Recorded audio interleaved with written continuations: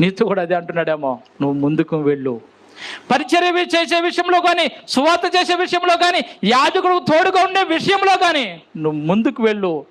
మిగతా సంగతులన్నీ నేను చూసుకుంటా. కేవలం నిలబడు, అంతే చాలు. యెహోషువను కూడా అంటున్నాడు, యెహోషువ నా చెప్పిన మాట విను చాలు. ఆ ఎరుకో గోడల దగ్గరికి వెళ్ళి నేను చెప్పినట్టు చేయి చాలు. ఆ ఎరుకో గోడలు జయించడం అసాధ్యమయ్యా.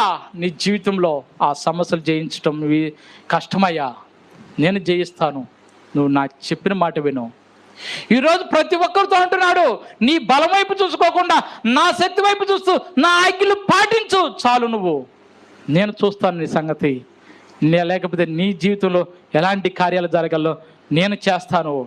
నీ కుమారులు ఆస్వాదించబడాలా, ఎలా ఆస్వాదించబడాలో నేను చేస్తాను. ఈ గిద్యోను అంటున్నాడు, లేదు లేదు ప్రభు,